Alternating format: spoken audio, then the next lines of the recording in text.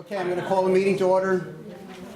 The first thing on the agenda, I'd like to welcome everyone here to the regular meeting of the town board.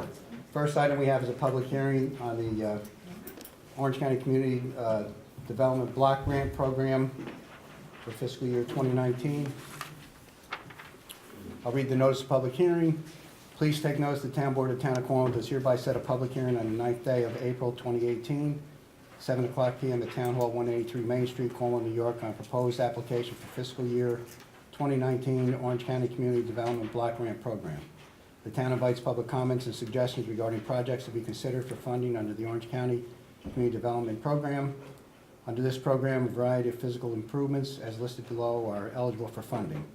Acquisition, disposition of real estate, public works, public facilities, or site improvements, code enforcement, housing and health codes, clearance, demolition, and rehabilitation for public use or economic development, housing rehabilitation loan and grants, special projects for elderly and handicapped, provision of public services, shelters, clinics, senior nutrition, etc., payment of non-federal shares of other grant programs, relocation payments and assistance.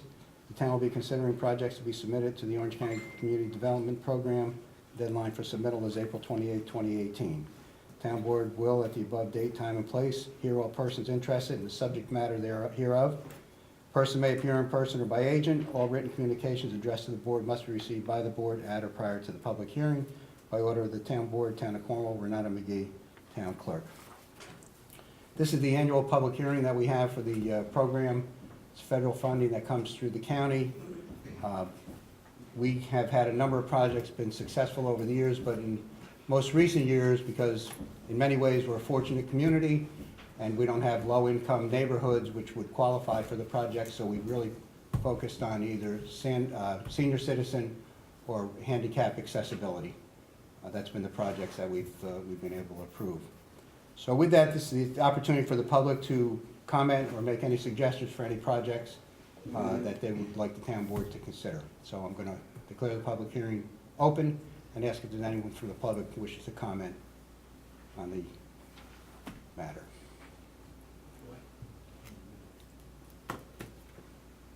Okay, hearing no one, is there a motion to close the public hearing?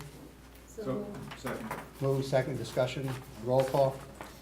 Mr. Russell? Yes. Mr. McGinnis? Yes. Ms. Bunt? Yes. Mr. Summerfield? Yes. Mr. Randazzo? Yes, the motion is carried. Ask you to please stand for the Pledge of Allegiance. I pledge allegiance To the flag of the United States of America and to the republic for which it stands, one nation, under God, indivisible, with liberty and justice for all.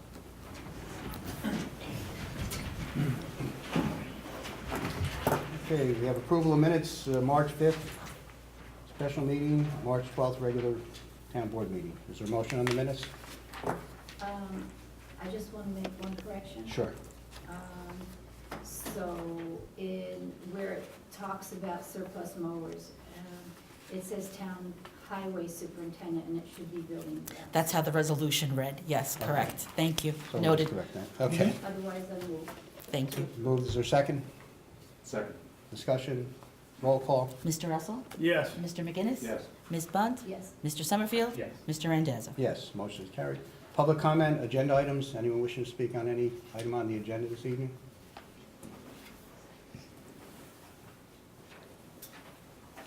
If it's not on the agenda, at the end of the meeting, we have public comment on any topic. So, okay, first item we have is a resolution for the Orange County Community Block Grant Program.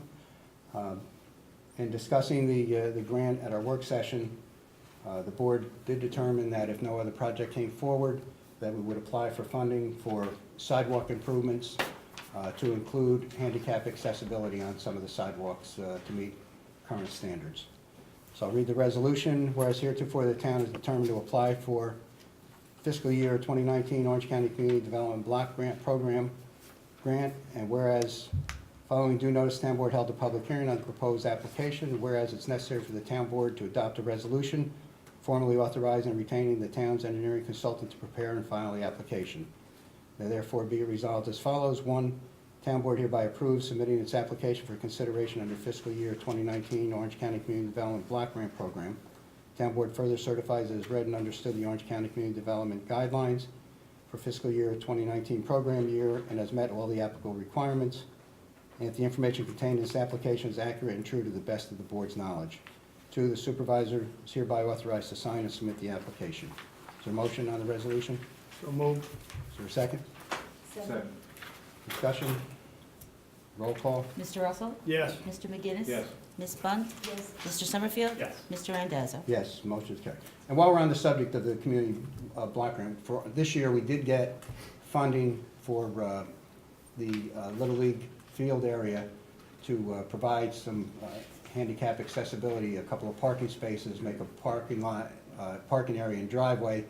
That was approved. We were hoping to get the work done for this spring, but that's not going to happen because the county has to follow the federal guidelines in terms of the process of contracts and all. So we probably won't make this season, but hopefully over the summer the project will be done, and that'll be available for use going forward for handicap accessibility.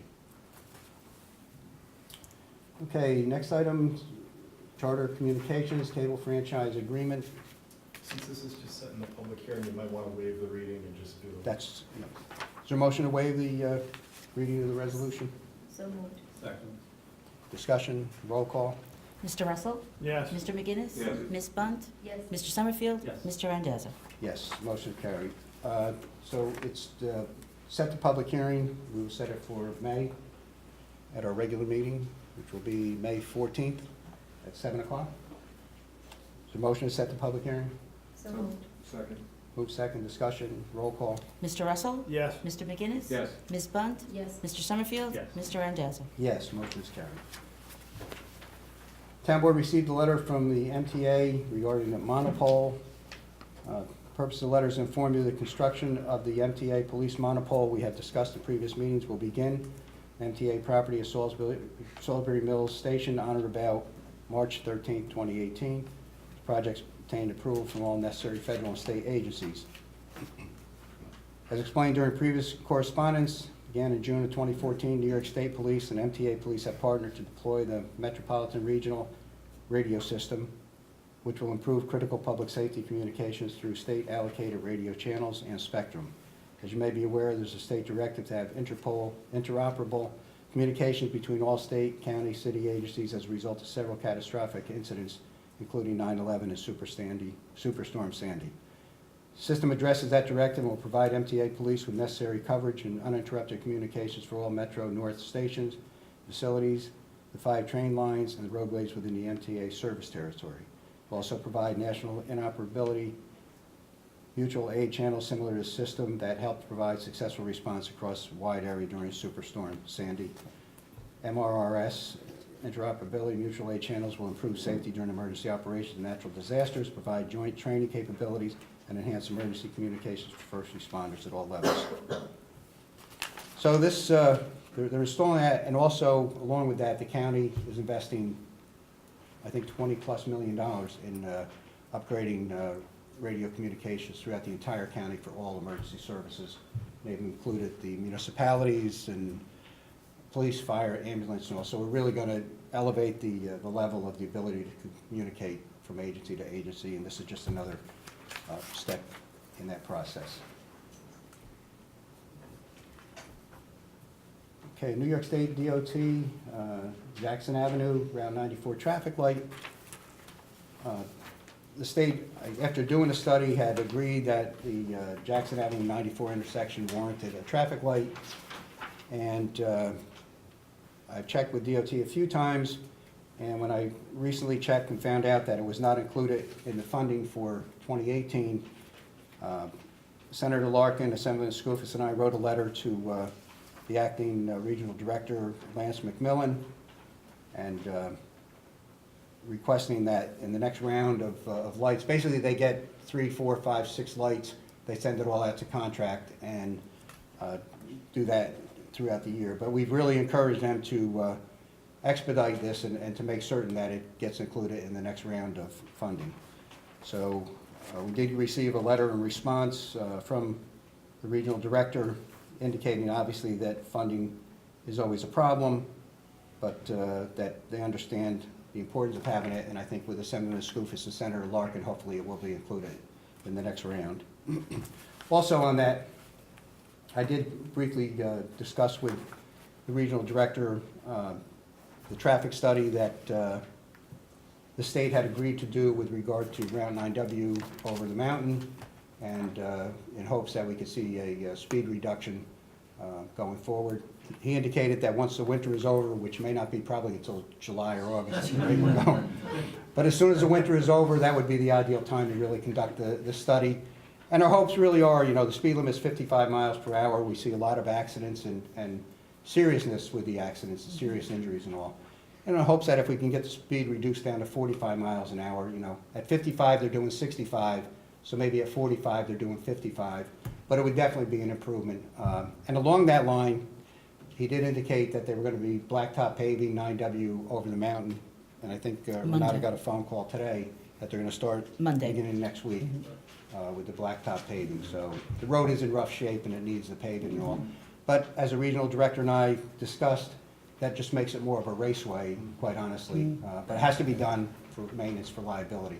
But we're hoping that they'll expedite the study there and reach a conclusion that they should reduce the speed limit. Compensatory time utilization for town employees. For years, the town has had a policy that if an employee earns compensatory time, that it had to be used within a 2-week period from the date that it was earned. And at the request of our new highway superintendent and evaluating the utilization of comp time, I'd like to read the policy and have the board adopt it.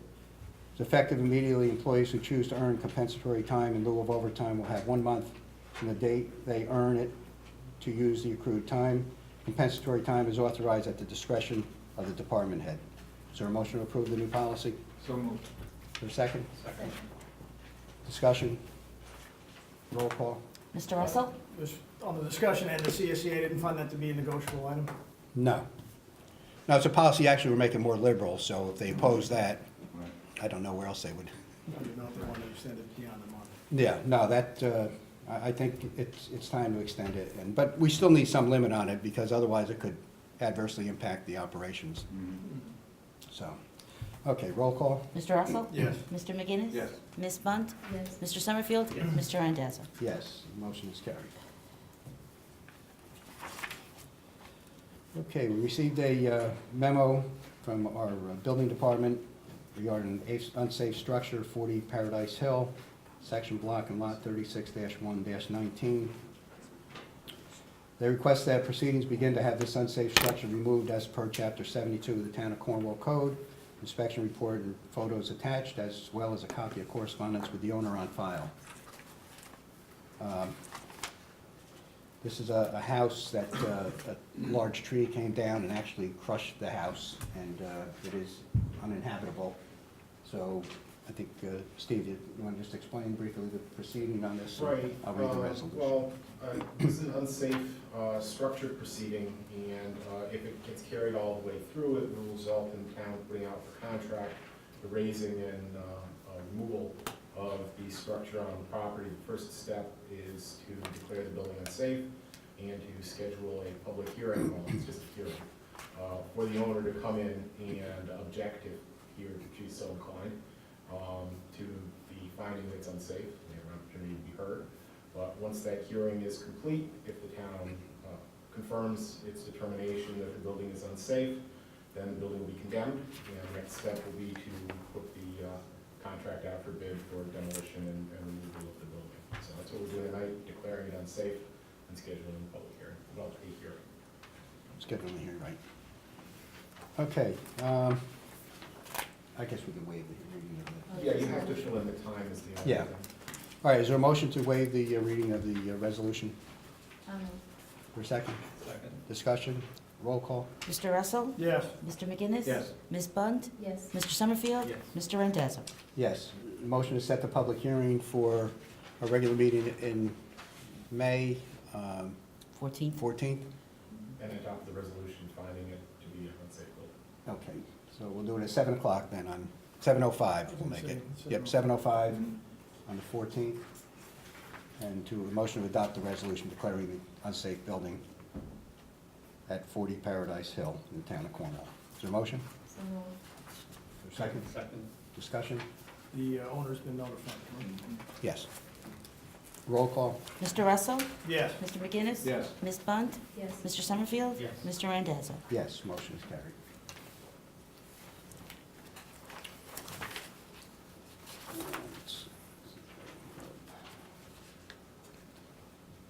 Okay. This is the resolution is on, let's see, Garden Club. I have a resolution for Arbor Day, and I'll read the resolution. And whereas the town of Cornwall recognizes the importance of trees and for many years has been proud to participate in the annual celebrations of Arbor Day and Earth Day, and celebrating the 14th anniversary of being a Tree City, USA town. Whereas in keeping with the Tree City, USA standard requirements to qualify for membership, the town encourages tree planting, environmental activities, and community pride. Whereas the town has received a request from the Cornwall Garden Club to plant a tree at the Sands Ring Homestead grounds on 27 April 2018 at 2:00 p.m.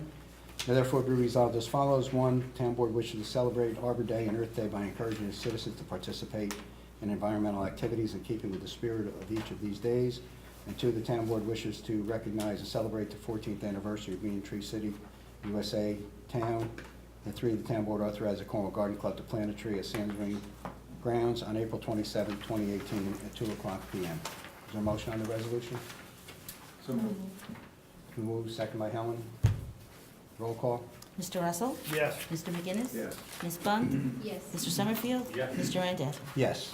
And with that, I just want to add that the Conservation Advisory Council, last year, we had planted a tree over at the Sands Ring, which unfortunately died by the end of the season, so we're going to replace that this month.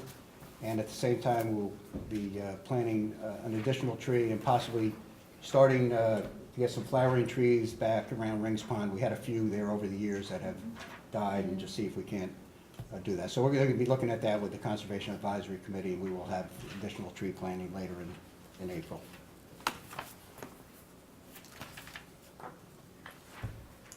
Okay, Hudson Valley NABA, this was a letter that we received from Angelo Fabrizio, President of Hudson Valley NABA, fully insured 18-plus men's league, and have been around since 2007. Members of the National Adult Baseball Association out of Colorado. Play on numerous fields around the Hudson Valley, including Dutchess Stadium, Vassar College, Dutchess Community College, Delano Hitch Stadium, and other town fields in which we take great care. The team this year run by Cornwall resident Mark Milliken, interested in playing their home games at Senior Field on select Sundays from May to August. If approved, work closely with Little League and Recreation Department. Will provide a certificate of insurance. The board discussed it at the work session. I did speak with Mr. Fabrizio, and I think based on the fact that it's not a local league, it's not a team that we have in the organization, it's a resident that plays in this league throughout the Hudson Valley, that it's probably not something that we should approve, based on the fact that the fields, are available for Little League through that season, as well as if other organizations that come in working with the youth of Cornwall and the residents. So at this point, I would recommend to the board that we not approve the request. Is there a motion?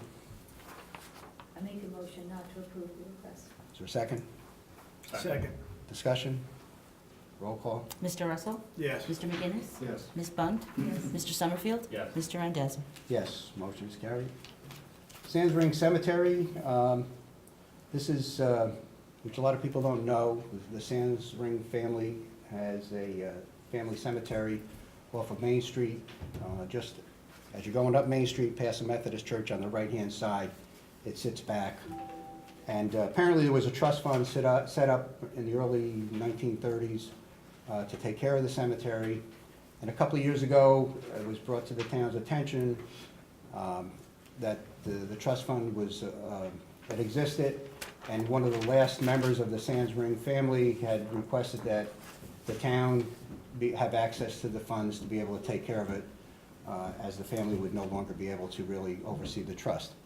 So after a period of probably 2 years, working with the Attorney General's office who oversees these, as well as the court and the Bank of Mellon Bank, we ultimately got approval that the town will have access to the funds. Turns out there was a substantial amount of money, in excess of $300,000 in the fund. And the good news is, I mean, we were wondering how we were going to take on the project of really restoring the cemetery and improving it.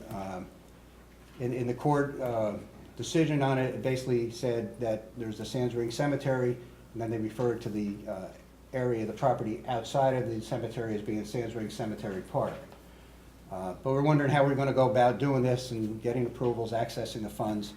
And lo and behold, doesn't usually happen, but in communicating with the representative of Mellon Bank, the good news is they actually sent the town a check for $90,314 as the initial investment in seeing that the cemetery is restored and upgrading what now is referred to as the Sands Ring Cemetery Park and being able to improve that area, which will greatly enhance the visibility of the cemetery, which is really historical. I've been back there a couple of times, and it's pretty phenomenal.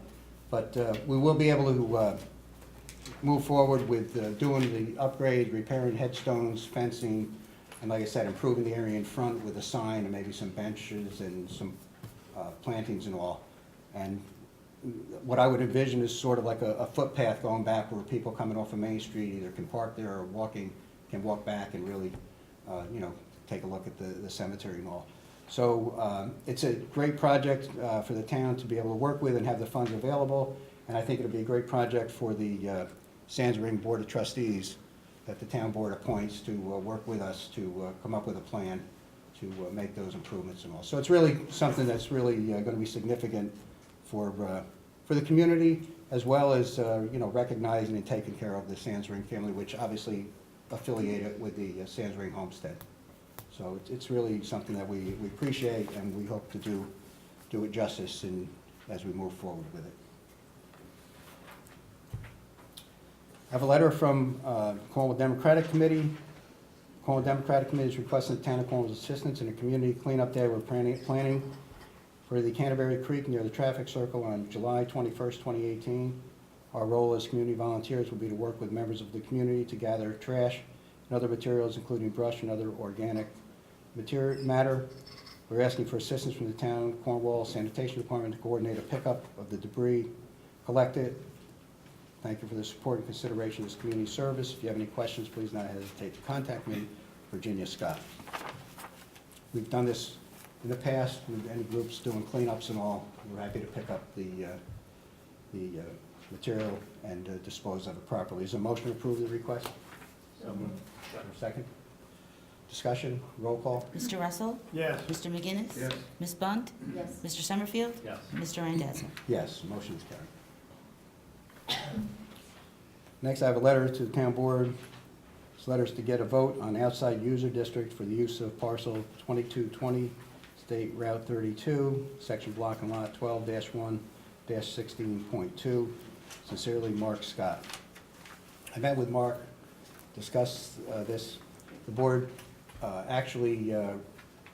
Mark was before the board last year, and in researching it, we did adopt a resolution, I believe it was in June of last year, approving Mr. Scott's request for sewer service into the Firth Cliff Sewer District.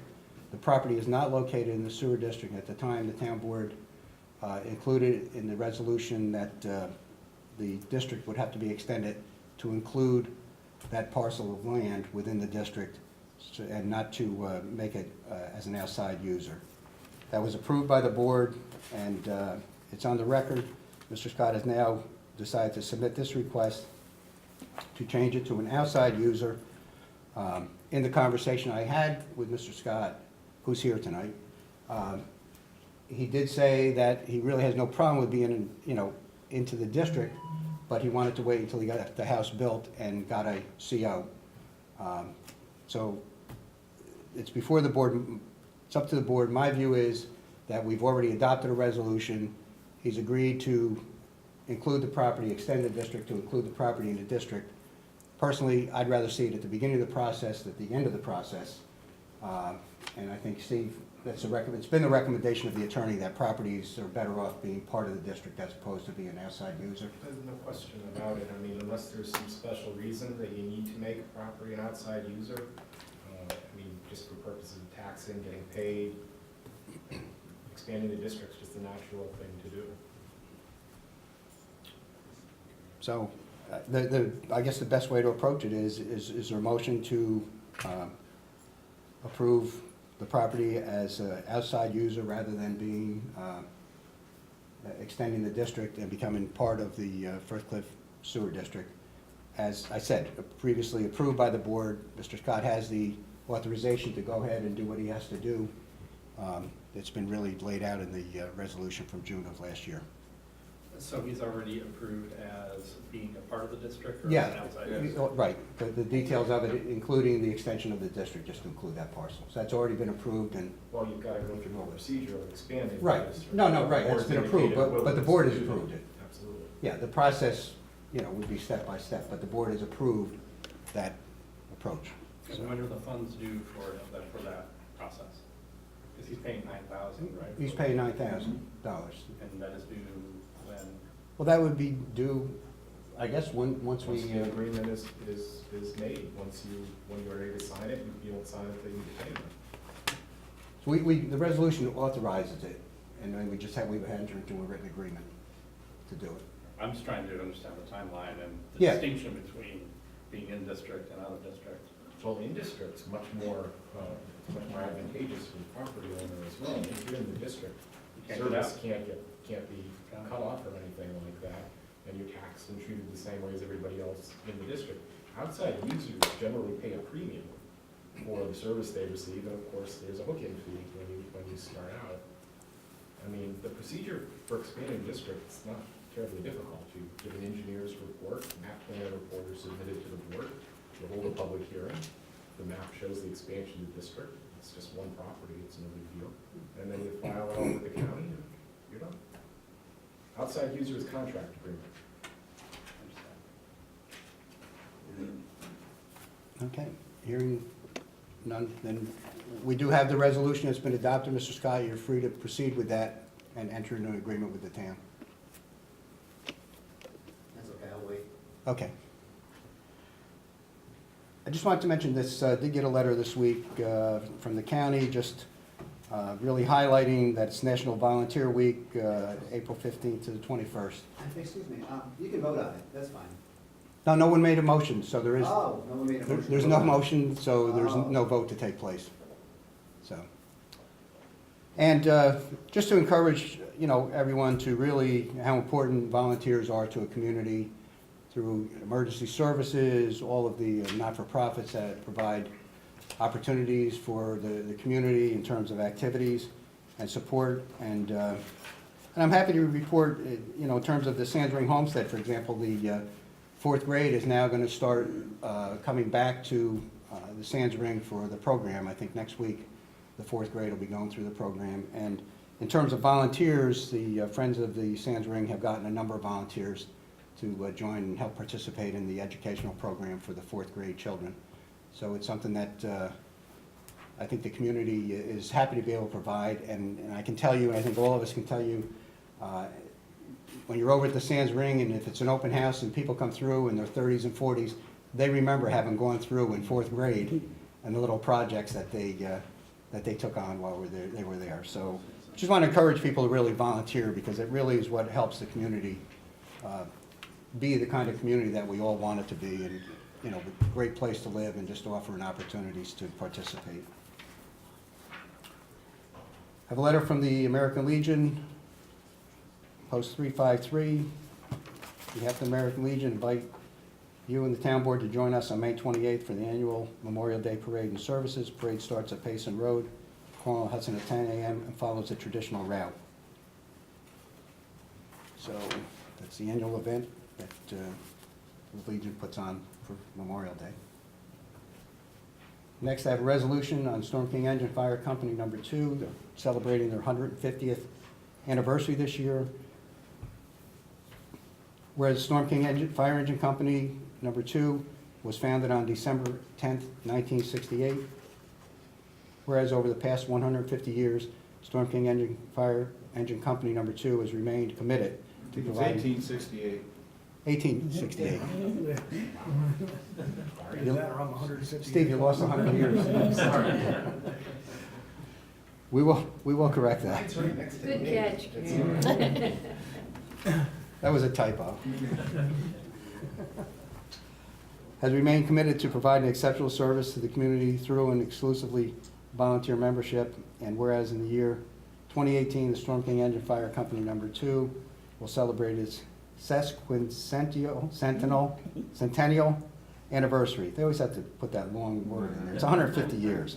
Therefore, be it resolved that it is fitting and proper that on behalf of the residents of town of Cornwall and the Cornwall Town Board recognize the service and contribution of Storm King Engine Company Number 2 over the past 150 years and congratulate the company on its centennial anniversary. Is there a motion to approve? So moved. Second. Move second. Roll call. Mr. Russell? Yes. Mr. McGinnis? Yes. Ms. Bunt? Yes. Mr. Summerfield? Yes. Mr. Randazzo? Yes, motion is carried.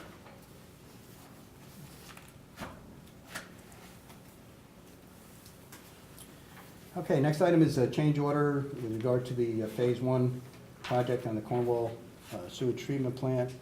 Whereas the town is awarded the Shore Road STP general construction contract to Blue Heron Construction.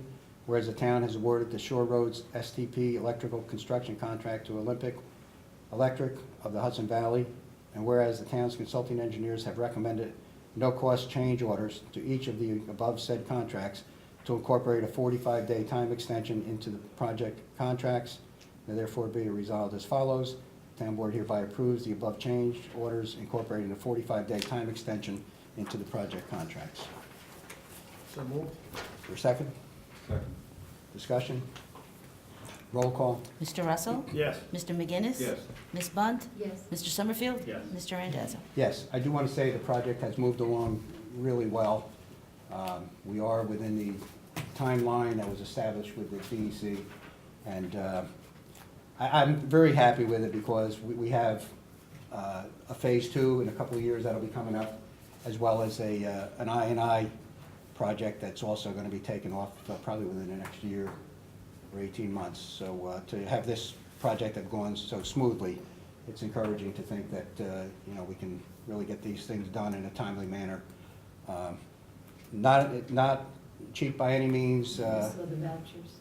Yeah, we, all in all, and I keep saying this because it's going to be a little sticker shock for the residents who live in the Cornwall Sewer District, but, this is going to result in debt of in excess of $15 million, which is a lot for a relatively small district. But it's under consent order of the DEC. The town has no choice, and I think everyone does want sewer service, so it's something that I'm glad that we've got it going. We're making progress. Okay, Personnel, Recreation Department has provided a list of the various positions and the rates of pay for each. And I think the only change that I just wanted to mention on this is that the pools will close at 6 p.m. Monday through Sunday. At present, the big pool has been closing at 8 o'clock, but having looked at it the past couple of years, there are so few people in there after 6 o'clock at night that it just doesn't warrant keeping it open. I mean, when you have 12 people or 14 people, it just doesn't pay for the town and the taxpayers to really carry that cost. So is there a motion to approve the summer staff salaries as well as the pool hour? So moved. Second. Discussion? Can I just ask? Yes, Helen. Okay, I got it. You're good. Good? Roll call? Mr. Russell? Yes. Mr. McGinnis? Yes. Ms. Bunt? Yes. Mr. Summerfield? Yes. Mr. Randazzo? Yes, motion is carried. The other item from Recreation is just proposed fee schedule for the various programs throughout the summer. I think some of them are seeing like a $10 increase for this session, and some of them, most of them, half of them are pretty much staying the same as they were. Is there a motion to approve the fee schedule? So moved. Moved. Seconded by Carrie. Second. Discussion, roll call. Mr. Russell? Yes. Mr. McGinnis? Yes. Ms. Bunt? Yes. Mr. Summerfield? Yes. Mr. Randazzo? Yes, motion is carried. And, let's see, I do have a memo from Town clerk, request permission that the deputy town clerk Cecilia Ivini attend the 2018 New York Association of Local Government Records Officers. Classes being offered this year in Lake Placid, New York, from June 3rd to the 6th. Educational program offer a variety of classes in different aspects of records management. Cost of the program, including lodging and meals, is $668.93. Seal will apply for a scholarship to cover these costs. If the scholarship is not awarded to her, she will not attend. Is there a motion to approve? So moved. Your second? Second. Discussion? Roll call? Mr. Russell? Yes. Mr. McGinnis? Yes. Ms. Bunt? Yes. Mr. Summerfield? Yes. Mr. Randazzo? Yes. Thank you, Renata. Thank you. Okay, I just received the letter today from the tree warden, letter to inform the town of Cornwall as well as the Conservation Advisory Committee that I'm resigning from position as the town of Cornwall tree warden, effective immediately. It was glad to help where I have in the past. Signed by Gary Roach. Is there a motion to accept? So moved. Is there a second? Second. Discussion? Roll call? Mr. Russell? Yes. Mr. McGinnis? Yes. Ms. Bunt? Yes. Mr. Summerfield? Yes. Mr. Randazzo? Yes, motion is carried. Committee reports, Councilwoman Bunt? Okay, so the senior committee met today to work on the plans for their Seniors Have Talent, which will be June 1st at 11.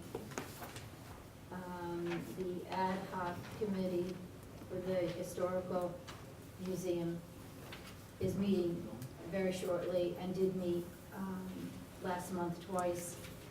They're sending surveys out to all the historical societies, at least in Orange County, finding out what they're doing and how they're operating. So, as I said, they're meeting now. I'll go upstairs when we're done here. The planning, the building department, permits issued 18, CCs 6, COs 1, on-site inspections 29, complaints 2, notice of violations 5, fire inspection 8, signs removed 14, permit fees $4,458, fees for municipal searches $2,100. There are 3 projects before the planning board and 4 for the zoning board. And that's it. Councilor Summerfield? For wires and cable, as you know, I was driving down 9W last week on that very windy day and noticed that the couple of utility poles were almost sideways on the ground. So I quick sent an email to Supervisor Randazzo and Central Hudson, and they came out and collected and propped up the poles. Replace them with brand new ones. It was amazing to see the Yeah. poles almost on the ground. The cell tower policy that was part of the New York State budget was removed from the budget. So the towns statewide retain control of the location of cell towers, specifically the Right away. yeah, the new level, the 5 level, Right. the 5th level. Anyway, so we have another year where we're safe from not having an impact on our budget and on our planning process for cell towers. And the mono tower arrived at Salisbury Mills this morning, and it is huge and ugly. It's a good thing that it's being placed in a place where there's not much visibility even from the road. So it doesn't make any difference to us, and it's great for public safety, but it's ugly. CCAC, if you can't wait for the recycling day that's coming up in June, Highland Mills is having their own with shredding and recycling of e-waste. The e-waste that they pick up is computer peripherals, keyboards, monitors, hardware, fax machine scanners, gaming consoles, many of the same things that we do. They do not pick up televisions, that's not an out for you. No microwaves, radios, DVDs. So that's on Sunday, April 22nd, And they're taking outside town. from 11 till 2. It says invite all your friends. From Highland Mills or from? It did not specify. You don't have Highland Mills taxpayers to feel that. The CCAC inducted 2 new members, Franny Schuster and Abby Bernmeyer. There's an update for the Natural Resource Inventory and the NHP, the National Historical Profile. Natural Heritage Plan. Heritage Plan, thank you. The kickoff is going to be on June 6th. Actually, I should just let you do all this. No. June 6th from 7 till 9. There will be a presentation at the library on June 10th, at a time to be determined. And information will also be posted on the town website. The streetlight inventory status is ongoing, and they're utilizing a new app. I'll let Carla describe it to you, but it provides an accurate count of streetlights in the town, and hopefully will address the brightness issue. There is a concern with the CAC regarding the brightness of lights, and if you've been at the intersection of Ores Mill Road and Route 32, when you reach the end of Ores Mill Road, directly in front of you is an LED light, but it's much less intense than the 2 lights next to it. 2 lights next to it look like it's daylight, and this other light is very dim. So one of the things that this process of reviewing the LED lights will do is to help define the brightness of different lights as is needed. You know, whether you're on a residential street, a country road at an intersection, all of them require different types of, or different amounts of light, and therefore different wattage.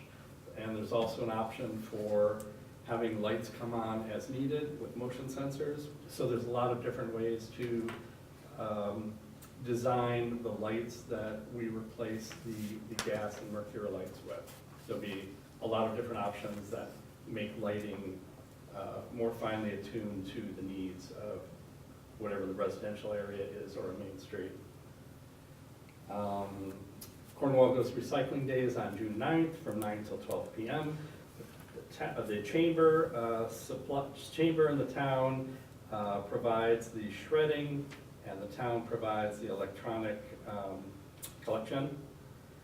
Community Cleanup Day is Donahue Park on May 5th from 9 a.m. to 12 p.m. Everyone is welcome.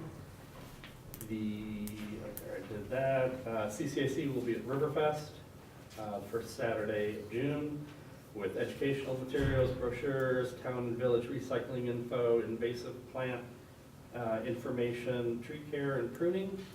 The CCAC will also be participating in the 4th of July parade.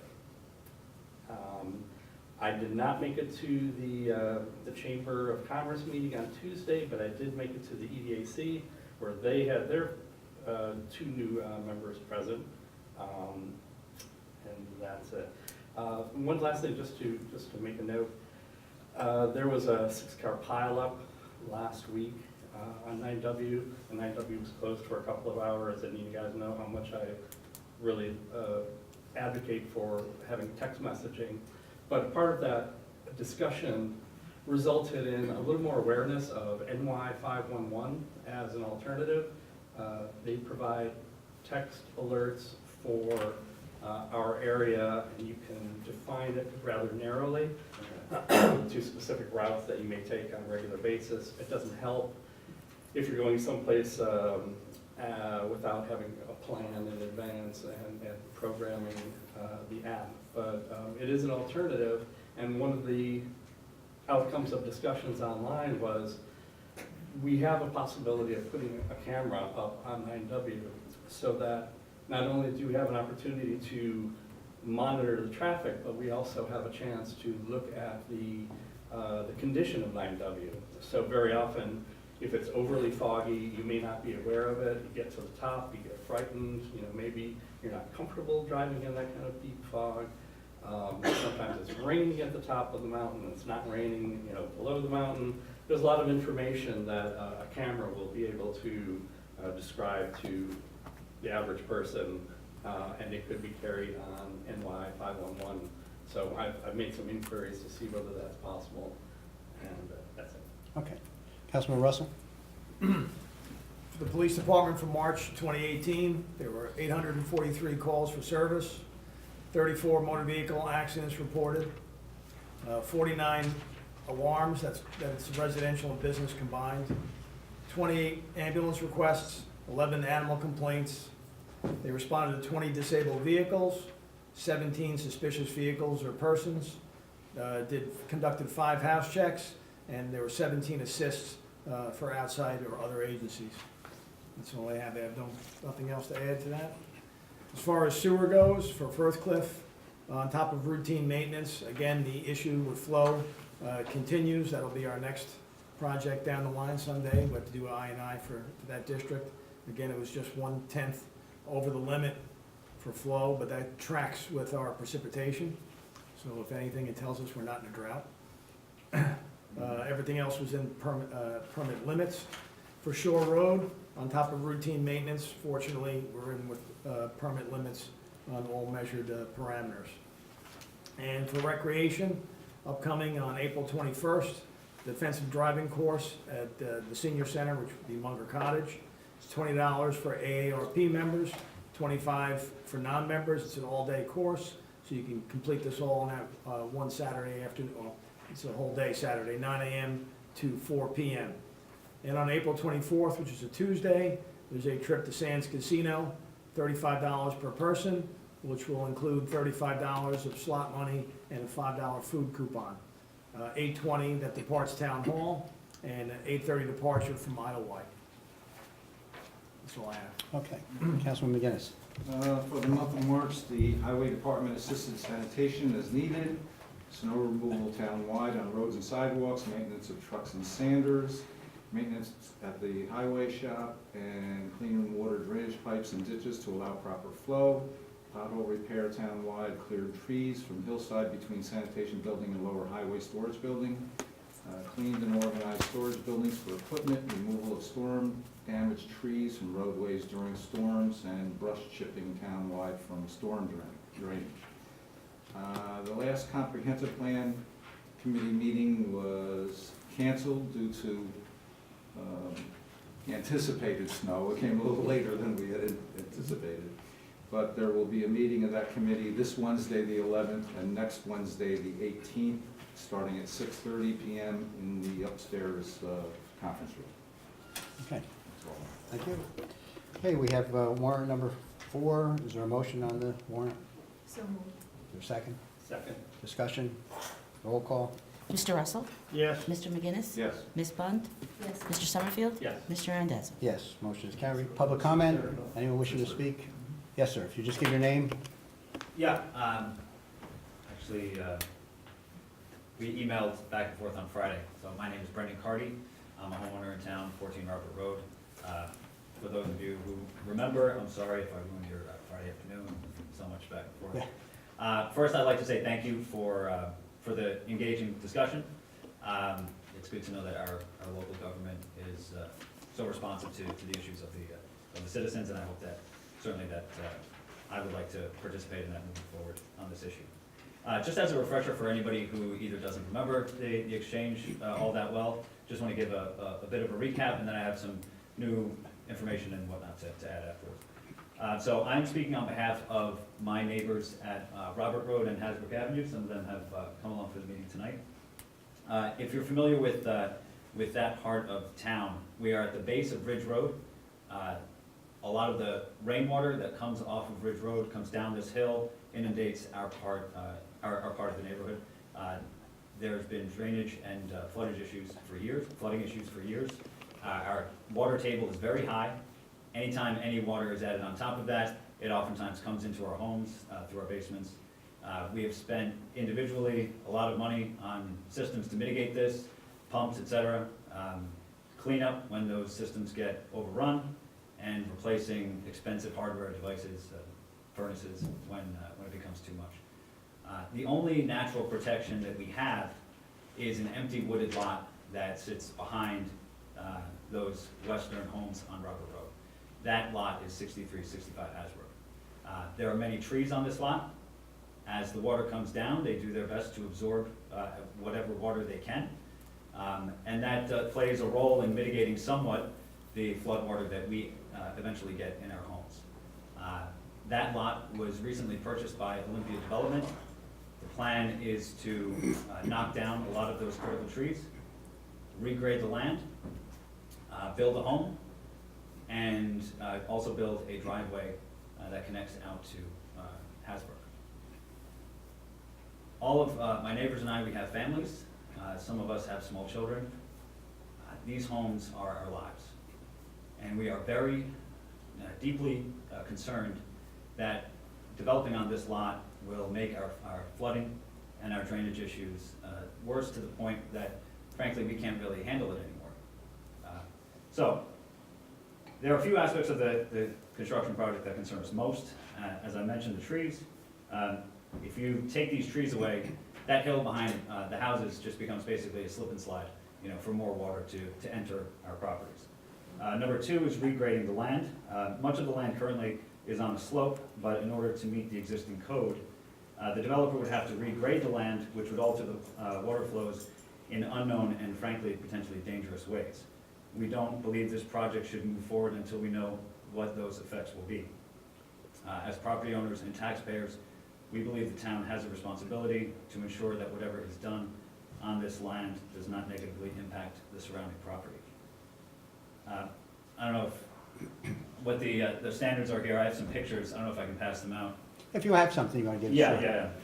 If this was Judge Judy, I would just have like take this from me. Bird would bring it up. Right, exactly. I have one for each. Are those the same ones you emailed? Yeah, I don't want to be repetitive, but sometimes just having this in hand. So the pictures here are from a run-of-the-mill rainstorm. These aren't from abnormally serious flooding. This is just to show what happens pretty regularly. As you can see, standing water all throughout. It actually looks more like swampland than it would look like wooded area.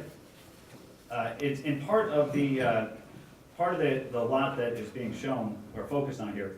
That's where the developer would plan to build a long driveway. And I mean, you just don't have to use too much imagination to see if that driveway was built, then this water would then turn into runoff that would flow, follow gravity downhill into the lots that are just downhill from it, which are of course ours. And we're already at the point where, like I said, we can't really deal with any more water. We are at our tipping point, and if any of the water that you see in these pictures were added to the mix, we're concerned that we would run into potentially irreversible damage to our homes. Now, Mr. Randazzo, in our email contact on Friday, brought up that this land has been subdivided and approved for development. 30 years ago.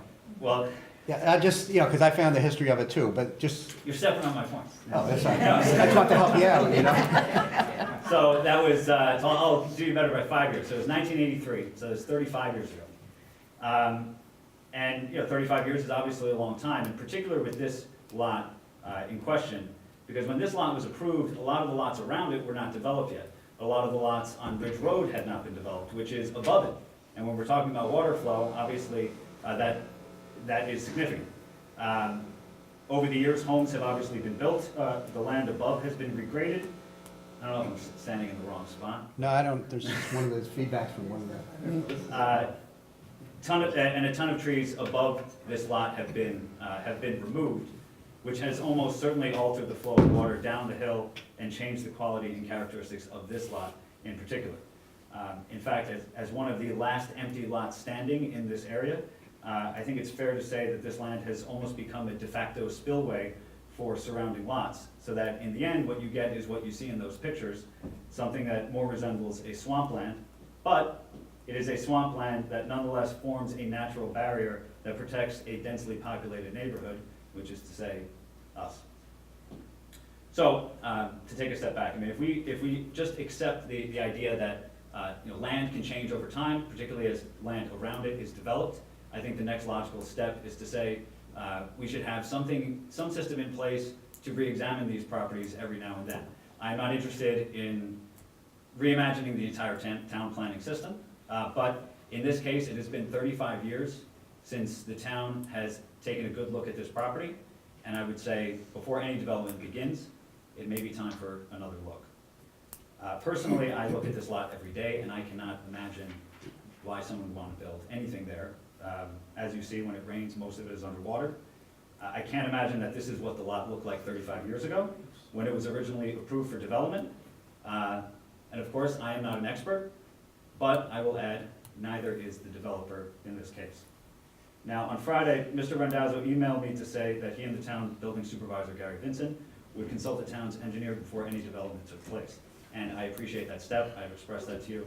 I think it is a positive step in the right direction. But I did a little research, and if we're thinking about the same person, Mark Edsel, is that right? So it's my understanding that he is not a hydraulic engineer. So I'm concerned that his input would not be sufficient in this particular case.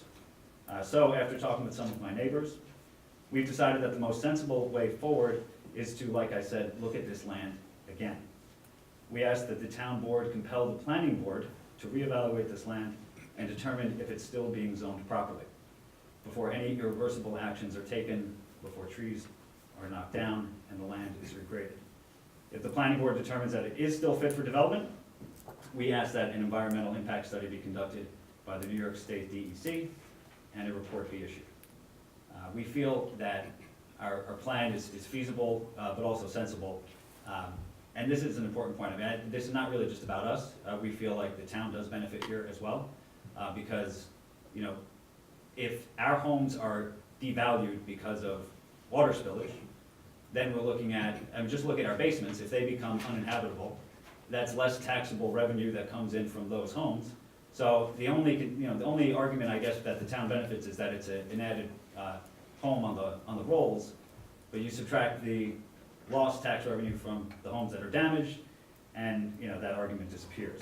I would say that the only one that would probably stand to benefit from this would be the developer, and in this case, there's the developer in question has developed a home in the same neighborhood. It's at 35 Hasbro.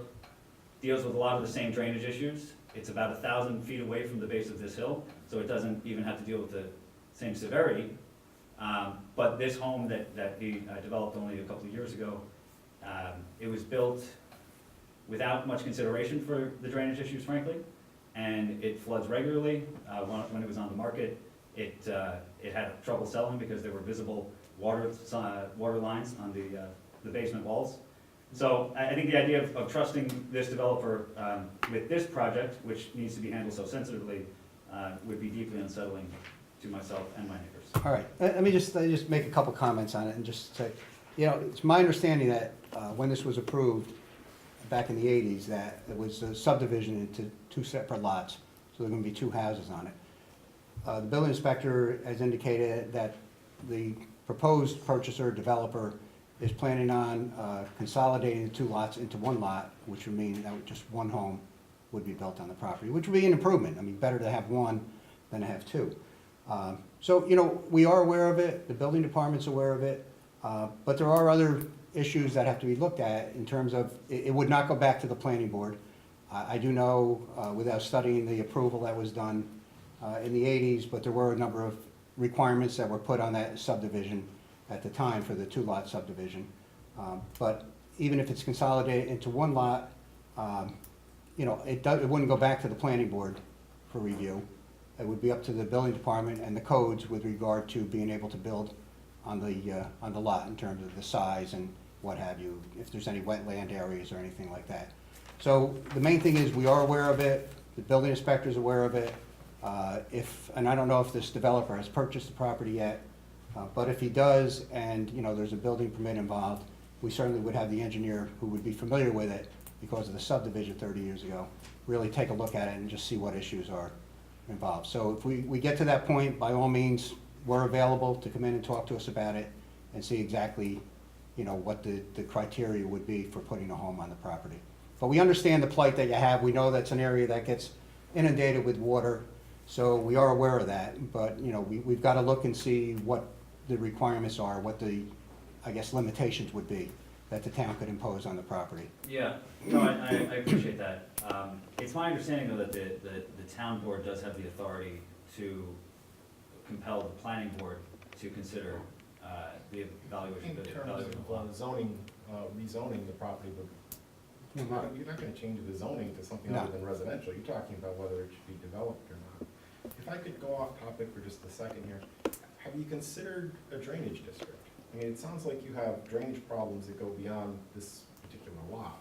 I mean, if you talk to an engineer and he says, well, gee, what you need is a swale over here and a dry well over here and maybe a berm or something along those lines. And Are you then saying recommendations for the neighborhood itself or for my home in For particular? the town, well, for the neighborhood, absolutely. You'd have to go in with your neighbors, and there's 4 or 5 of you, or 6 of you, or however many, you come in and say, we want to form a drainage district. You submit a petition to the town, you prepare a plan, a report, and then what happens is, and again, you know, this is, you have to look into the feasibility of it, you understand. But once it's formed, the municipality actually gets the easements, by eminent domain if necessary, and then performs the drainage work, and it gets taxed back to your homes as a special district charge over a number of years. Right, so I don't know enough about that to even comment, because I'm hearing about this, we're hearing about this for the first time. I mean, I look into it certainly. So the one thing that I'm just concerned about, frankly, is just transparency when it comes to this, because I just want to, I hear what you're saying, that, you know, the engineer will be consulted, but this all sounds like it would be very internal, and I think that myself and the residents would be more comfortable if there was perhaps a report issued, or some way of knowing what the impacts of this will be, because in the end, as I've been saying, we're the ones that are gonna have to bear the brunt No, for this. listen, we totally understand it, we are totally transparent. What I'm saying to you is, if this developer purchases the property and combines it into one lot instead of two, and is going to obtain, obviously, a building permit for it, we'll sit down with you and find out exactly what the criteria is, what the law requires to be done in order for a building permit to be issued, and, you know, it's not carte blanche where the town can just dictate things that are outside of what the codes are in terms of requirements. So that's why I'm being right up front with you. You know, we're happy to sit down with you when the developer is gonna come in with a building permit with a specific, you know, Okay, and idea. how would I know? Is there any way to track what? Yeah, I mean, actually, I'll ask the building department to, you know, it's a small department, it's a small town in comparison. You know, if we're gonna get a building application for it, you know, I'll let you know. Well, they should submit a letter though, Dick. They should have And something. put it right, yeah, all right, send a letter to requesting that you be Advise notified. us in the event that a Yeah. building permit is requested in regard to, and then identify the property by address section. And where would that go? Building department, you're gonna wanna copy the You can supervisor. copy me. No, but listen, we'd be happy to just, it's an open process. I mean, there's no secrets, there's no, you know, I'm gonna say favoritism. The bottom line is, look, we understand you have an investment in your home and your property, and certainly we don't wanna see any harm brought to you as a result of any development and all. So let's see what comes forward on it, and, you know, we'll have a discussion about it. Okay. So we are aware of it, though, and we appreciate that. Yeah, no, go ahead. So does that mean that you would hold off on issuing a building permit until this matter is fully discussed? Well, yeah, I think the property owner is, you know, indication is that, I guess you eliminate, to combine it, you just do a lot line change or something with the assessor or something. Well, yeah, with the Yeah. assessor is where the lot line change would go. Yeah. They'll combine it to one lot, and they'll submit an application for a building permit. The Right. building inspector acknowledges it and reviews it, and he can have the property owner come in to discuss any issues which might be raised, which if you send a letter in raising an issue and saying that you want to be notified of it, should result in at least having that discussed. But he can't hold off, if he finds that all the criteria is met, issuing a building permit until you're satisfied with what the outcome might be. I can guarantee you'll get a hearing on it, but I mean, I can't say it's gonna be held off 60 or 90 or however many days. But the criteria to get a building permit, none of these water issues would be taken into account before? As it is right now, no. And is that because of the town of Cornwall, or is that because of New York State? Basically, the building codes, That's building code, yeah. Who determines the building? the state, we follow the state building codes.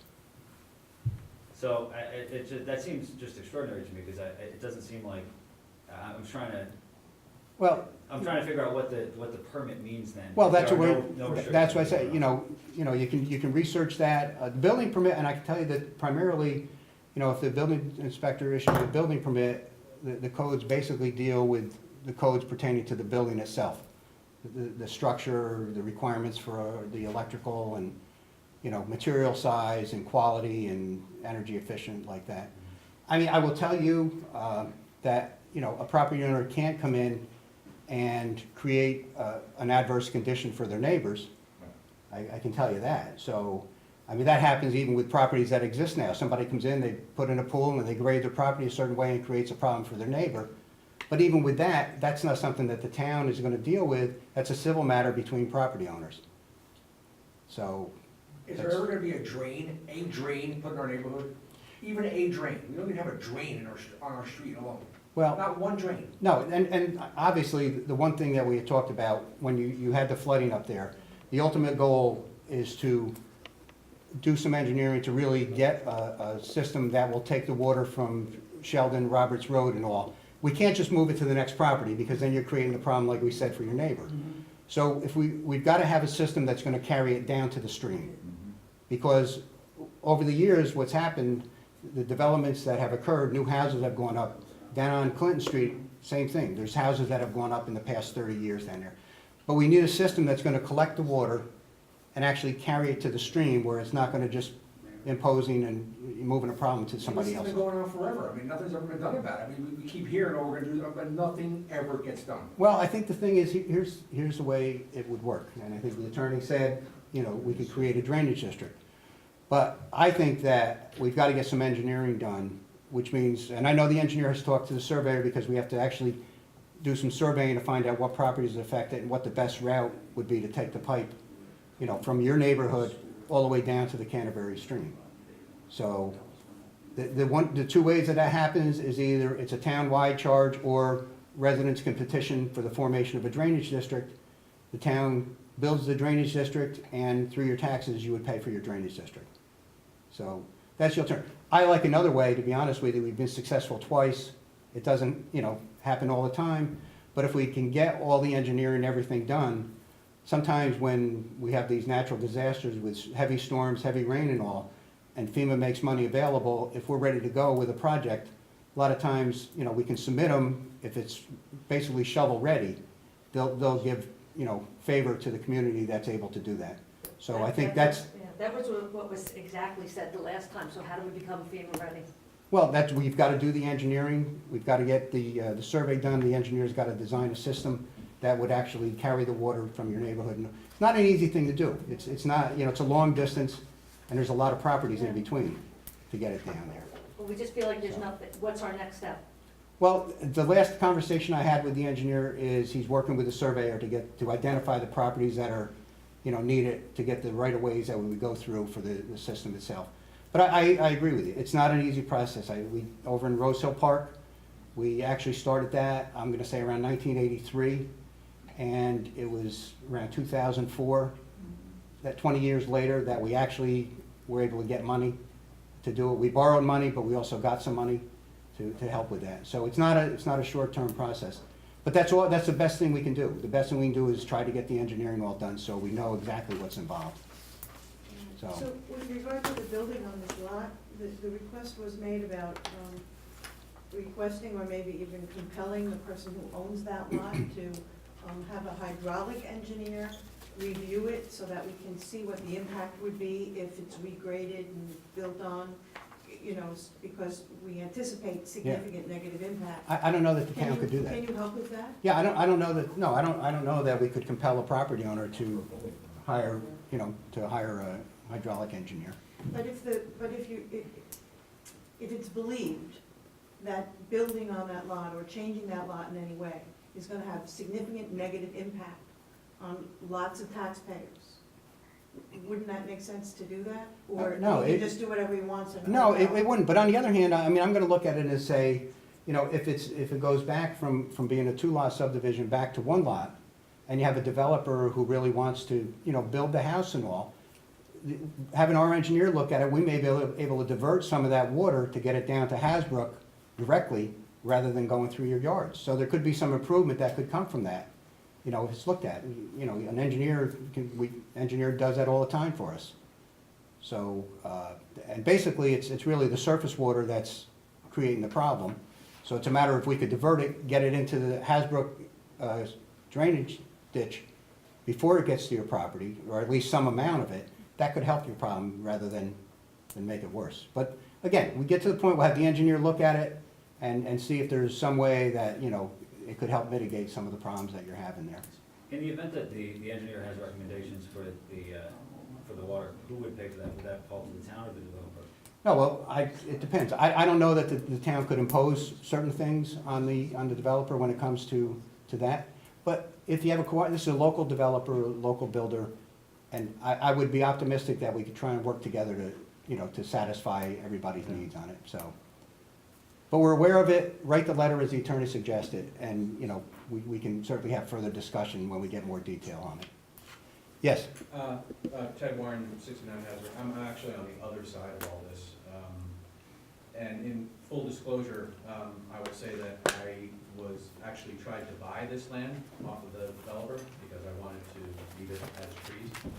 But he asked an exorbitant sum for it, so that fell through. But that being said, one of the things that I just wanted to point out is that because he is combining these two lots into one lot, he now will no longer be compelled to put in a private road to this one home.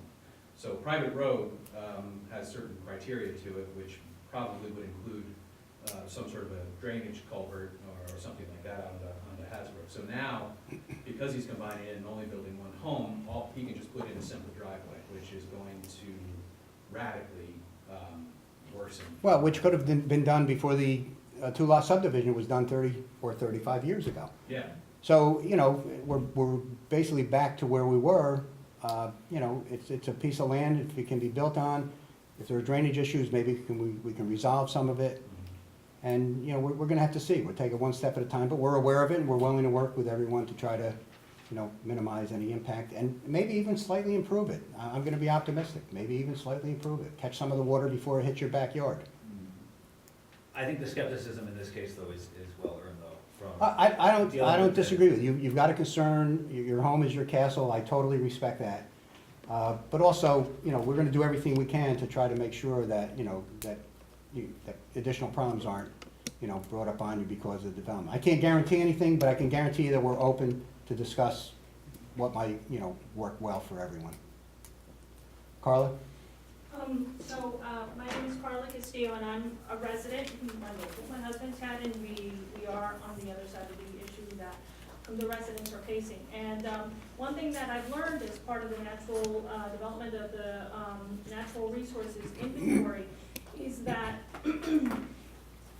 a lot of municipalities are not necessarily following what is today a best practice that is being encouraged. So a lot of that land is above 10% grade in slope, which makes it more highly susceptible to erosion during heavy rains. And we're getting many more heavy rains now than we used to, 74% more in New York State alone.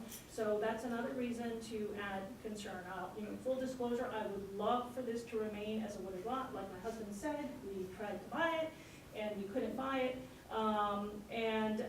So I think that in some of these situations, not just in our property, but also in other areas in the town, I think the town needs to start to think a little bit, potentially give some thought to some of these steeper slopes that are being still considered for development, because not only is it affecting other homes that are existing, causing drainage issues and costs associated with drainage issues, but it's also removing the capacity for that standing pool of water to serve as like a cleansing tool for the water, and allowing that water to go down into our aquifers and replenish our groundwater.